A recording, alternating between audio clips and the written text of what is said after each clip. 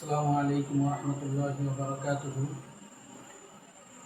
আমরা কোরআন শিক্ষার আজকের এই ক্লাসে আমরা পেশ দিয়ে কিছু শব্দ এবং এর অর্থ জানব। এই কুরআনুল কারীমের এই শিক্ষার ক্লাস, এই ক্লাসটি এখন আপনাদের এই পেশ দিয়ে শব্দ এবং এর অর্থসমূহ আমরা জানব। আপনারা যারা আমার এই কোরআন শিক্ষার ক্লাসগুলো দেখছেন, নিয়মিত যারা দেখেন, তারা অন্যকেও দেখার জন্য পরামর্শ দিবেন এবং অন্যরা যাতে এই ক্লাসগুলো দেখতে পারে এবং শিখতে পারে এর ব্যবস্থা বা এর জন্য আপনারা চেষ্টা করবেন। কারণ রাসূলুল্লাহ সাল্লাল্লাহু আলাইহি ওয়াসাল্লাম বলেন, ক্বালা রাসূলুল্লাহ সাল্লাল্লাহু আলাইহি ওয়াসাল্লাম খায়রুকুম মান তাআল্লামাল কুরআন ওয়া আল্লামা। তোমাদের মধ্যে সর্বোত্তম ওই ব্যক্তি যে কোরআন নিজে শেখে এবং অন্যকে শিখায়। তো সুতরাং আমরা যদি এই কোরআনের ক্লাসে যদি আমরা কোরআন যদি নিজেরা শিখতে পারি এবং অন্যকে যদি শিখাইতে পারি, তাহলে রাসূলুল্লাহ সাল্লাল্লাহু আলাইহি ওয়াসাল্লামের ভাষ্য অনুযায়ী আমরা পৃথিবীর মধ্যে সবচেয়ে উত্তম মানুষে রূপান্তরিত হব। এবং আপনারা খেয়াল রাখবেন যে এই কোরআনের যে শব্দগুলো, এগুলো এক একটা শব্দ যে কটা অক্ষর আছে, এই এক একটা অক্ষর যদি কেউ পড়ে এবং উচ্চারণ করে তাহলে তার সাথে সাথে 10টা নেকি হয়। সুতরাং এই জন্য আপনারা এই ক্লাসগুলা বারবার চর্চা করবেন, পড়বেন এবং অন্যকে বলবেন। এবং যারা আমার এই ক্লাস নিয়মিত দেখেন বা যারা দেখতেছেন, যাদের সামনে যায়, তারা আমার এই চ্যানেলটাকে সাবস্ক্রাইব করে দিবেন, তাহলে অনেকের কাছে এটা পৌঁছে যাবে। যাক, এখন আমরা ক্লাসটা শুরু করি। গত ক্লাসে আমরা পেশ দিয়ে শব্দ শিখছিলাম।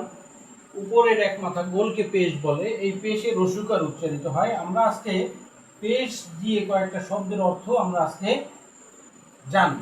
যেমন হা পেশ হু, এই হু শব্দের অর্থ হলো তাকে, তার, তাকে তার।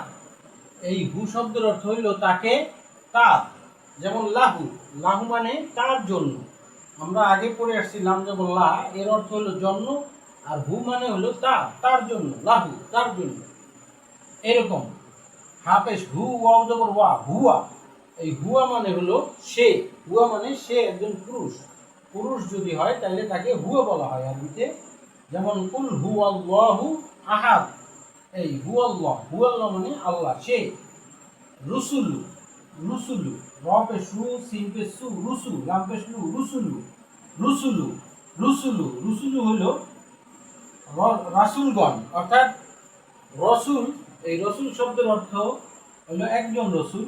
আর এই রুসুল রয়ের উপরে পেশ যদি হয়, তখন রুসুল যদি হয়, তখন তার অর্থ হয় রাসূলগণ, অনেক, বহু বচন, অনেক।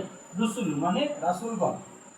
তারপরে কাপ পেশ কু, তা পেশ তু, কুতু, বা পেশ বু, কুতুবু, কুতুবু, কুতুবু। এই কুতুবু শব্দের অর্থ হলো কিতাব সমূহ। আর কিতাবুন মানে হলো বই, একটি বই। আর এই তারই বহুবচন হলো কুতুবু, কিতাব সমূহ, কুতুবু, কিতাব সমূহ। তারপরে সদ জবর স, মিম জবর মা, সমা, দাল পেশ দু, সমাদু, সমাদু, আল্লাহুস সমাদ। যেমন আমরা পড়ি আল্লাহুস সমাদ, এই সমাদু, সমাদু শব্দের অর্থ হলো অমুখাপেক্ষী। অর্থাৎ আল্লাহ কারো মুখাপেক্ষী নয়, আল্লাহ কারো কাছে ঠেকানা। এই জন্য আল্লাহুস সমাদ, আল্লাহ অমুখাপেক্ষী। সমাদু শব্দের অর্থ হলো অমুখাপেক্ষী।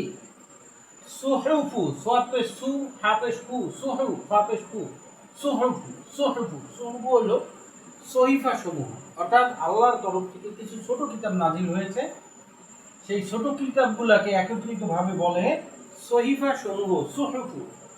সুহুফু মানে সহিফা সমূহ। তারপরে খ পেশ খু, লাম পেশ লু, খুলু, খ পেশ কু, খুলুকু। এই খুলুকু, খুলুকু শব্দের অর্থ হলো চরিত্র। রাসূলুল্লাহ সাল্লাল্লাহু আলাইহি ওয়াসাল্লামের চরিত্র ছিল খুলুকুল আযীম, অর্থাৎ সবচেয়ে সুন্দর এবং ভালো চরিত্র। এই খুলুকু শব্দের অর্থ হলো চরিত্র।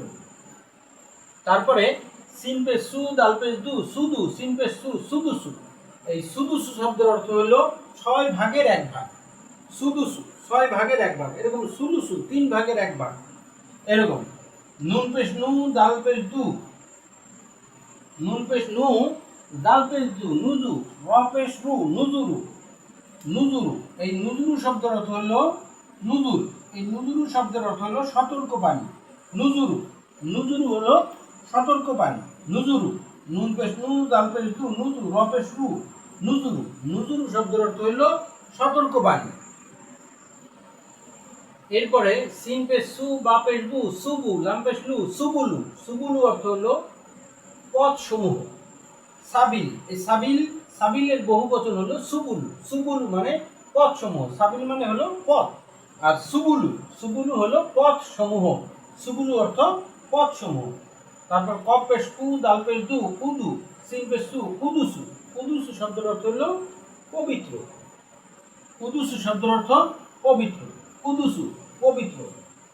তারপরে জিম পেশ জু, নুন পেশ নু জুনু, বা পেশ বু জুনুবু, জুনুবু, জুনুবু। জুনুবু অর্থ অপবিত্র। জুনুবি হালত মানে অপবিত্র অবস্থা। জুনুবি হালত মানে কি? অপবিত্র অবস্থা। জুনুবু অপবিত্র। উফুকু, হামজা পেশ উ, ফা পেশ ফু উফু, কফ পেশ কু উফুকু। উফুকু দিক দিগন্ত। উফুক, এটাকে বলা হয় দিক দিগান্তে। আরবি হলো উফুক। উফুকু দিক দিগন্ত। তারপরে আইন পেশ উ, মিম পেশ মু উমু, র পেশ রু উমুরু। উমুর, উমুর, উমুর শব্দের অর্থ হলো বয়স। বয়স, উমুর শব্দের অর্থ হলো বয়স। তারপর কফ জবর ক, মিম জবর মা কমা, র পেশ রু কমারু। কমারু অর্থ হলো চাঁদ। কমারু হলো চাঁদ। আর শামসু, শামসু অর্থ হলো সূর্য। শামসু অর্থ হলো সূর্য। আর কমারু শব্দের অর্থ হলো চাঁদ। তারপরে দেখি কফ পেশ কু, রজের রি কুরি, হামজা জবর আ কুরিয়া। কুরিয়া, কুরিয়া অর্থ হলো পড়া হলো। কুরিয়াল কোরআন মানে কোরআন পড়া হলো। কুরিয়া অর্থ হলো পড়া হলো। কুরিয়া মানে পড়া হলো। করুন শব্দের অর্থ হলো পড়া। তা কোরআনকে কোরআন বলা হয় কেন? এইটা বেশি পড়া হয়, এই জন্য এটাকে কোরআন বলা হয়। কুরিয়া, কুরিয়া অর্থ পড়া হলো। কুরিয়া অর্থ পড়া হলো। এরপরে কুতিবা, কাপেশ কু, তাদের তি কুতি, বাজবর বা কুতিবা। কুতিবা মানে হলো লেখা হলো। লেখা হলো কোনো কিছুর উপরে লেখা হলে, যেমন এই ব্ল্যাকবোর্ডটার উপরে লেখা হয়েছে, তাইলে কুতিবা। কুতিবা মানে লেখা হলো। কুতিবা অর্থ লেখা হলো। তারপর জুকি র, দালপে জু, কাপদের কি জুকি, র জবর র জুকি র, জুকি র, জুকি র। এই জুকি অর্থ স্মরণ করা হলো। জুকি র, কেউ যদি কাউকে স্মরণ করে তাহলে বলা হয় জুকি র, মানে সে তাকে স্মরণ করেছে। কুদির, কপেশ কু, দালদের দি কুদি, র জবর র কুদির, কুদির নির্দিষ্ট হলো। কুদির, কুদির তার ভাগ্য নির্দিষ্ট হলো, তখন বলে কি কুদির লাম, অমুক কাজটা নির্দিষ্ট হয়ে গেল। কুদির নির্দিষ্ট হলো। কুদির অর্থ নির্দিষ্ট হলো। তারপরে খ পেশ কু, লামদের লি খুলি, কব জবর ক খুলি ক, খুলি ক, খুলি ক। খুলি ক অর্থ হলো সৃষ্টি করা হলো। খুলিকা শব্দের অর্থ সৃষ্টি করা হলো। আর খলাক, খলাক শব্দের অর্থ হলো যে সৃষ্টি করলো। সৃষ্টি করলো, সে সৃষ্টি করলো, এটা হলো খলাক। আমরা জবরের যে শব্দগুলো পড়ছি ওর মধ্যে আছে খলাক মানে সৃষ্টি করলো। তারপরে নুন পেশ নু, ফাদের ফি নুফি, খ জবর খ নুফি খ, নুফি খ। নুফি খ অর্থ ফু দেওয়া হলো। নফকু নতু ফু দেওয়া। নুফি খ ফু দেয়া হলো। ফু দেয়া হলো। নুফি খ অর্থ ফু দেয়া হলো। তারপর কপেশ কু, তাদের দি কুতি, লাম জবর লা কুতিলা। কুতিলা অর্থ হত্যা করা হলো। কুতিলা অর্থ হত্যা করা হলো। কপেশ কু, তাদের দি কুতি, লাম জবর লা কুতিলা। কুতিলা অর্থ হত্যা করা হলো। এই মোটামুটি 25টার মতো শব্দ।